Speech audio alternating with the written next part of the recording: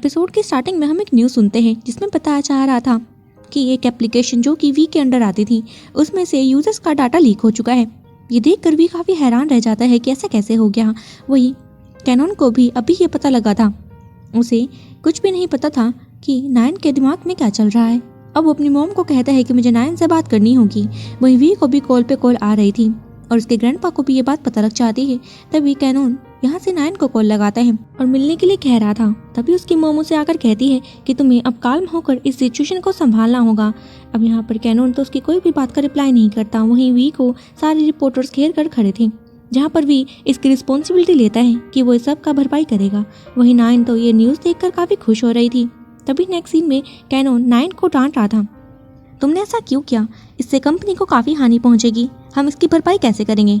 नायन बोल रही थी कि तुम ऐसा ही तो चाहते थे, तुम अब वी की पोजीशन पर आ जाओगे, उसे सीईओ की पोजीशन से हटा दिया जाएगा।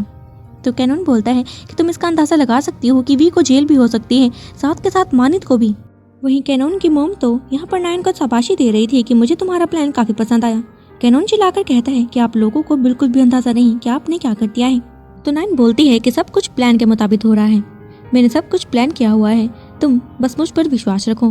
कोई भी इन्वेस्टर अब तुम्हारी कंपनी में इन्वेस्ट नहीं करेगा, सिर्फ मेरे अलावा। और कैनन को चेक देते हुए कह रही थी कि तुम्हें इसकी ज़रूरत पड़ेगी, तुम इसे अपने पास रखो ताकि यूजर्स का जो डाटा रिवील हुआ है उसकी भरपाई के लिए ये रकम काफ़ी होगी।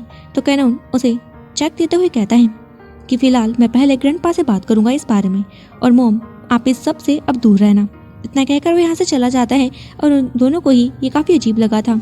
वहीं नेक्स्ट सीन में हम ग्रैंडपा के साथ कैनन और वी दोनों को ही देखते हैं, जहाँ पर ग्रैंडपा उन दोनों से ही गुस्से में कह रहे थे कि ये सब क्या हुआ, कि कैसे लीक हो सकता है। तो कैनन बोलता है कि आप तो ये बिलीव ही नहीं करोगे कि वी की एप्लीकेशन से ये डाटा रिवील हुआ है, आप तो मेरी ही गलती निकालोगे ना। तो ग्रैंडपा बोलते हैं कि वी ऐसा कैसे हो गया। वी बोलता है कि इसके बारे में मुझे भी नहीं पता, मैं इसकी तह तक जाऊँगा और पता लगाऊंगा कि ये सब क्या हुआ है। तो ग्रैंडपा शक करते ही बोलते हैं कि तुम दोनों की बहस भी हो रही थी और डाटा सिर्फ वी की एप्लीकेशन से लीक हुआ है। तो कैनन गुस्से में कहता है कि आप ये कहना चाह रहे हैं कि सबके पीछे मैं हूँ?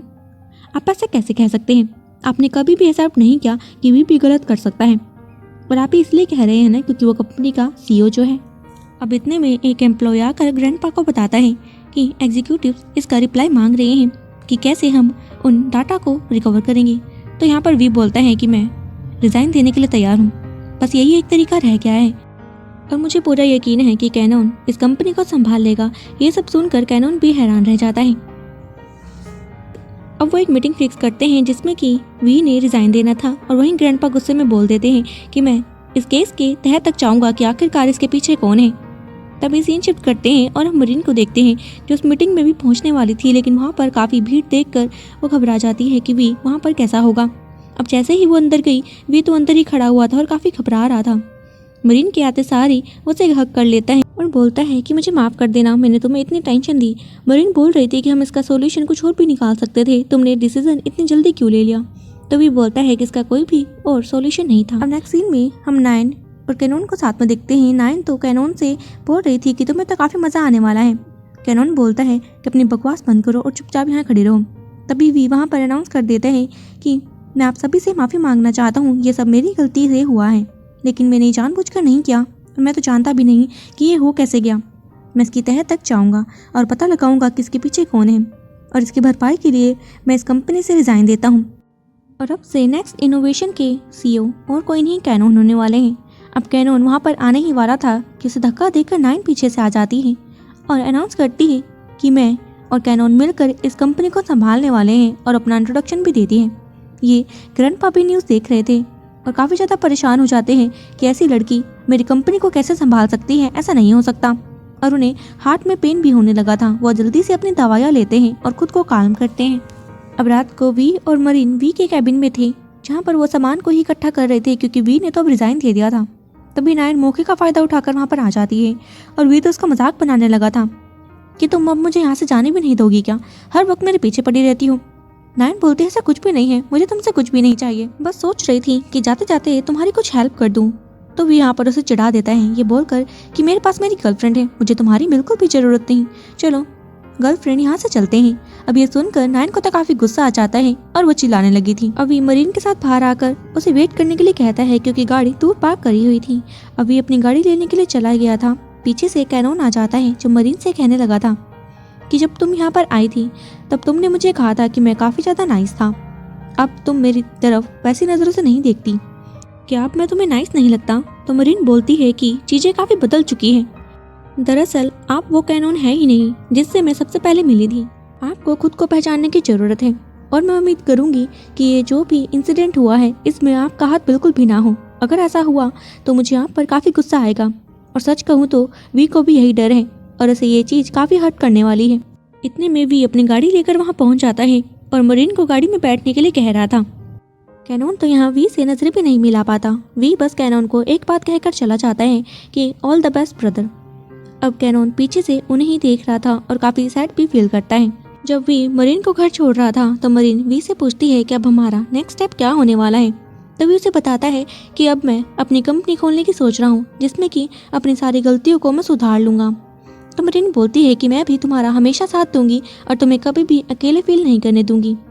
तो वी अब उसके सर पर हाथ रखता है और ये मूवमेंट काफी क्यूट था। नेक्स्ट डे मॉर्निंग का दिखाया जाता है जहाँ वी अपने काम पर लग जाता है। वह मरीन भी अपनी पहले वाली जॉब पर लग गई थी जहाँ पर उसकी ग्रैंड माता से बोलती है कि तुम्हें ऑफिशियली कंपनी से निकाल दिया था लेकिन फिर भी तुम घर पे नहीं आई। तो मरीन बोलती है कि मुझे कुछ काम था। उसकी मोम तो गुस्से भरी नजरों से उसे देख रही थी कि तुम्हें जॉब तो ढूंढनी ही पड़ेगी ना। तो मरीन बोलती है कि मोम अब भी अपनी कंपनी खोलने की सोच रहा है और मैं उसी का साथ देने वाली हूँ। अब वो डिलीवरी के लिए चली जाती है। जाते टाइम रास्ते में जॉब के बारे में ही सोच रही थी कि सामने ही उसे बिग्नोई दिख जाती है जो वी के साथ खड़ी थी। अब वहाँ पर रुककर वो वी को आवाज लगाती है कि तुम यहाँ पर क्या कर रहे हो। तो बिग्नोई बोलती है कि मैंने ही इसे यहाँ पर बुलाया है, मुझे तुमसे कुछ अकेले में बात करनी है। अब वो साइड में जाते हैं जहाँ पर बिग्नोई वी से कह रही थी कि अपनी कंपनी खोलना इतना आसान नहीं होगा क्योंकि तुम्हारी रेपुटेशन अभी खराब हो चुकी है। तो वी बोलता है कि मैं फिर से स्टार्टिंग से स्टार्ट करने वाला हूँ। मैं सारे कॉन्टेस्ट दूंगा जो भी मैं दे सकता हूँ और अपनी स्किल्स को प्रूव करके दिखाऊंगा। बिग्नोई को वी की ये बात अच्छी लगी थी और वो मरीन से कहती है कि पहले हमें नेक्स्ट इनोवेशन में जाकर देखना होगा कि वो उस मैटर को सॉर्ट आउट करने के लिए क्या कर रहे हैं। वही सीन कैनोन पर शिफ्ट करते हैं जो बात ले रहा था और साथ में पुराने सीन्स को याद करने लगते हैं कि कैसे उसने नायन को मौका दिया अपने साथ काम करने का और शायद ये उसकी गलती ही थी।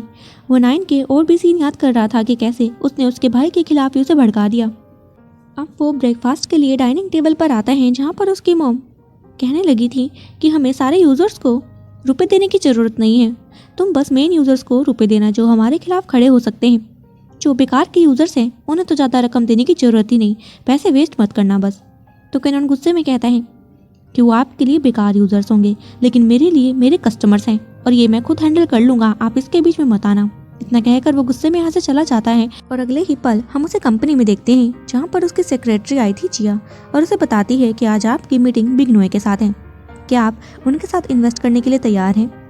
तो वो मना करता है कि नहीं, पहले उन्होंने मेरे साथ काम करना पसंद नहीं किया क्योंकि मैं एक एम्प्लॉय था, लेकिन जब मैं CEO बन गया तो वो मेरे साथ काम करना चाहती हैं। मुझे उनका बिहेवियर बिल्कुल पसंद नहीं आया। वही वी जब अपने घर गया तो उसकी अपनी मॉम नहीं मिल रही थी। वो काफ़ी घबरा जाता है कि मॉम आखिरकार गई कहाँ। वो सब जगह ढूंढता है तो एट लास्ट उसे उसकी मॉम उसके रूम में मिल जाती है जो वो एक फ़ोटो की तरफ ही देख रही थी और वो थी वी की फ़ोटो बचपन की। उसकी मॉम यहाँ पर वी को देखकर कोई भी रिएक्ट नहीं करती। वी अपनी मॉम को बुला रहा था लेकिन वो घबरा जाती है और कहती है कि तुम कौन हो और मैं कहाँ पर हूँ। वी उसके पास आने की कोशिश करता है लेकिन वो घबरा कर दूर हो जाती है कि मुझसे दूर रहो। अभी बोलता है कि ठीक है, मैं आपको कोई भी हार्म नहीं पहुँचाने वाला, मैं आपके डॉक्टर को कॉल लगाता हूँ। सीन कट होता है। हम वापस कैनोन को देखते हैं जहाँ पर अब बिग्नोई पहुँच चुकी थी। कैनोन उनका अच्छे से वेलकम करता है और कहता है कि बैठकर बात करते हैं। वहीं पर मरीन भी पहुंची थी। कैनोन तो उसे देखकर कुछ भी नहीं कहता। तब बिग्नोई यहाँ पर कैनोन से कह रही थी कि कंपनी में काफ़ी अप्स एंड डाउन चल रहे हैं, तुमने उसके लिए कुछ प्लान किया है। अब कैनोन उसे अपने प्लान के बारे में बताता है। जो जिया के पास एक रिपोर्ट थी उसने वो बिग्नोई को दिखाई। जब बिग्नोई उस रिपोर्ट को देखती है तो कैनोन डायरेक्ट बोल देता है कि पहले जब मैं आपके साथ इन्वेस्ट करना चाहता था तो आपने मुझे मना कर दिया। मैं जानता हूँ आपको मेरे साथ काम करना नहीं पसंद और मुझे पूरा यकीन है कि अगर आपने इस कंपनी में इन्वेस्ट कर भी दिया तो आप पछताएंगे आगे जाकर, क्योंकि आपको मेरे साथ काम करने में काफ़ी प्रॉब्लम आने वाली है। तो मैं आपको एक ऑफर देता हूँ कि आप अपने इन्वेस्टमेंट को वापस ले सकती हैं अगर आप चाहें तो। तो बिग्नोई कहती है कि तुम सही कह रहे हो, मैं अब इस टॉपिक पर अपना टाइम वेस्ट नहीं करना चाहती बात करके। तो जिया बिग्नोई से कहती है कि मैं आप तक पेपर्स पहुंचा दूंगी। तो बिग्नोई बोलती है कि तुम मरीन से कांटेक्ट कर सकती हो। अब ज़्यादा टाइम वो कैनोन से कह रही थी कि मैं तुम्हें एक राय देना चाहती हूँ कि तुम इस काम को ईमानदारी से करना, ना कि किसी छल कपट से और डर से। इतना कहकर वो यहाँ से चली जाती है और कैनोन को ये बातें काफ़ी अजीब लगी थी और उसे फील भी होता है कि उसने वी के साथ धोखा ही तो किया है। वहीं जब बिग्नोई बाहर जा रही थी तो मरीन उन्हें बोलती है कि आपने तो काफ़ी अच्छा काम किया बिग्नोई। तभी सीन शिफ्ट करते हैं वी की तरफ, जिसके पास मरीन का ही कॉल आया हुआ था।